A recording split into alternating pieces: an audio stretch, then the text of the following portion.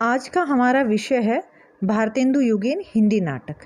इससे पहले हम नाटक जो लेखन विधा है उसका उद्भव और विकास पढ़ चुके हैं और हिंदी का प्रथम नाटक किसे कहा जाता है और किन किन विद्वानों ने नाटक की क्या परिभाषा दी है और किन विद्वानों ने किस नाटक को हिंदी का प्रथम नाटक स्वीकार किया है। हिंदी नाटक के क्रमिक विकास को हमने विभिन्न कालों में वर्गीकृत किया है।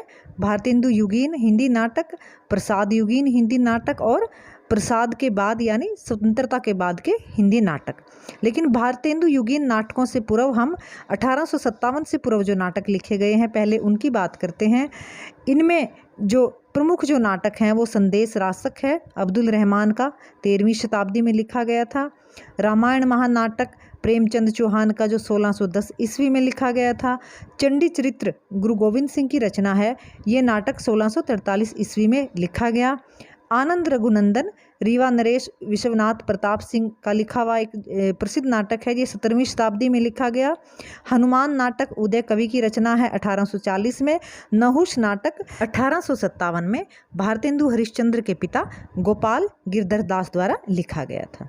अब हम भारतेंदु युगीन नाटक की बात करते हैं तो भारतेंदु हरिश्चंद्र बहुत अच्छे नाटककार थे और उन्होंने हिंदी साहित्य को एक नई दिशा प्रदान की और आधुनिक जो हिंदी साहित्य है उसका जो प्रथम युग है वो भारतेंदु युग के नाम से ही जाना जाता है, जिसकी समय सीमा है 1850 से 1900। तो भारतेंदु जी ने अनेक नाटकों की रचना की है। उनके द्वारा जो नाटक लिखे गए हैं उनकी जो संख्या है वो लगभग 18 के करीब है और इसमें अनुदित और मौलिक दोनों प्रकार के नाटक सम्मिलित हैं। अनुदित नाटक वे नाटक होते हैं जिनको किसी और भाषा से अनुवाद करके हिंदी में लिखा गया। तो भारतेंदु हरिश्चंद्र के जो मौलिक नाटक हैं उनमें चंद्रावली, भारत दुर्दशा, नीलदेवी, अंधेर नगरी, वैदिकी हिंसा हिंसा न भवती, विशस्य विष औषधम, सती प्रताप, प्रेम योगिनी आदि। और जो उन्होंने संस्कृत और अन्य भाषाओं से जिसमें अंग्रेजी और बांग्ला भी शामिल हैं उनसे जो अनुवाद करके हिंदी में उन्होंने लिखे हैं उनका नाम है मुद्रा राक्षस, धनंजय विजय, विद्या सुंदर, भारत जननी, कर्पूर मंजरी, पाखंड विखंडन, रत्नावली और दुर्लभ बंधु आदि। भारतेंदु हरिश्चंद्र ने ऐतिहासिक, पौराणिक, आधुनिक हर प्रकार के नाटक लिखे हैं और राष्ट्रीय जागरण और राष्ट्रीय चेतना का युग था तो वो भी इनके नाटकों में देखने को मिलती है। इनके जो समकालीन जो दूसरे नाटककार हैं भारतेंदु के, उनके जो नाम हैं वो इस प्रकार हैं।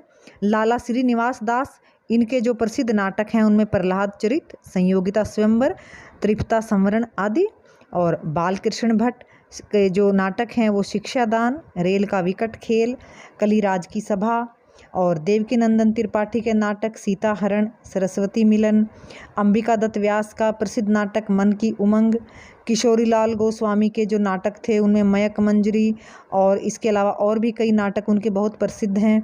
और देवकी नंदन त्रिपाठी के नाटक सीता हरण, सरस्वती मिलन, बद्री नारायण चौधरी प्रेमघन का प्रसिद्ध नाटक भारत सौभाग्य और प्रताप नारायण मिश्र जी के नाटक हठी हमीर, गौ संकट, कली कौतुक और राधा कृष्ण दास द्वारा लिखित नाटक दुखिनी बाला इत्यादि इस युग के प्रसिद्ध नाटककार हैं। भारतेंदु युग के जो नाटककार थे उनमें जो अन्य नाम हैं वो हैं शालिग्राम का एक नाटक है मोरध्वज, बहुत प्रसिद्ध नाटक था ये उस युग का।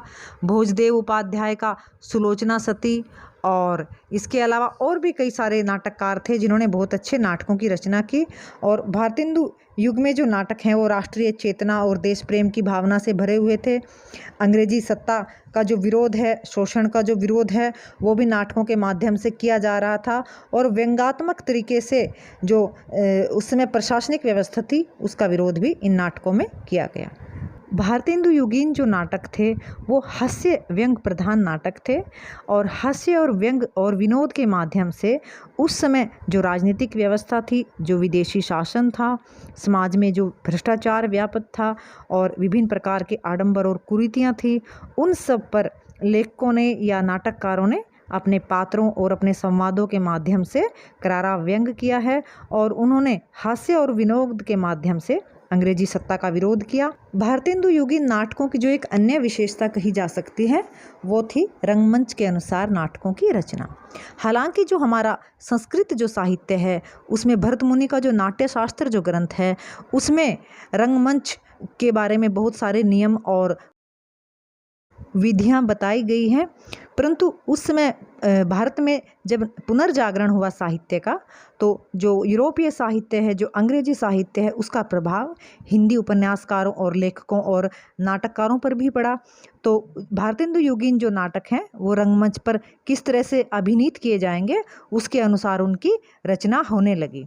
नाटक में कई प्रकार के नियम होते हैं, जैसे दर्शक कहाँ बैठते हैं, कितनी दूर बैठेंगे, अभिनेता जो है वो किस दिशा से प्रवेश करेंगे और मंच पर वो किस दिशा में अभिनय करेंगे। इस तरह के जो नियम थे रंगमंच के अनुसार उनको ध्यान में रखकर भारतेंदु युग में नाटकों की रचना होने लगी थी, क्योंकि वो मंच पर मंचित किए जाने। भारतेंदु युगीन नाटकों में समाज सुधार की भावना देखी जा सकती है।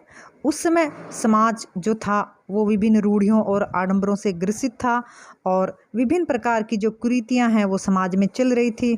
तो उस समय के जो नाटककार थे उन्होंने समाज की जो स्थिति थी उसका वर्णन और उसमें किस प्रकार सुधार किया जा सकता है उन सबको अपने नाटकों के माध्यम से, अपने पात्रों के माध्यम से। भारतेंदु युगीन नाटकों में देश प्रेम और राष्ट्रीयता की भावना सर्वत्र देखी जा सकती है। भारत उस समय प्रतंत्र था, विदेशी शासन के अधीन था और अंग्रेजी जो शासक थे वो भारतीय जनमानस का किस प्रकार शोषण कर रहे थे। तो लोगों में देशभक्ति की भावना को जागृत करने के लिए और राष्ट्र प्रेम की भावना को जगाने के लिए उस समय के नाटककारों ने अपने नाटकों में अपने पात्रों के माध्यम से विभिन्न प्रकार से जनता को जगाने के लिए आह्वान किया है।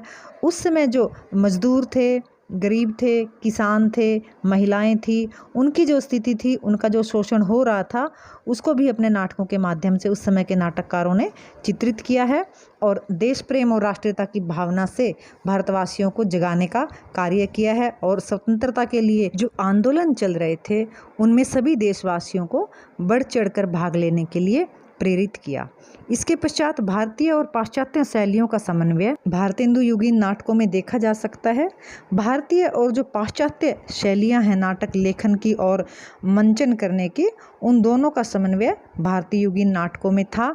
और इस समय के नाटककारों ने जो पश्चिमी साहित्य में जो नाटक लिखे जा रहे थे उसमें यूरोपीय साहित्य था, उसमें अंग्रेजी साहित्य था, और जो हमारा भारतीय जो साहित्य है, जो हमारा संस्कृत का जो लौकिक साहित्य है, उसमें जो नाटक लेखन की जो एक शैली रही है, इन दोनों शैलियों का, पाश्चात्य शैली और जो भारतीय शैली है, इनका दोनों का समन्वय भारतेंदु युग में देखने को मिलता है।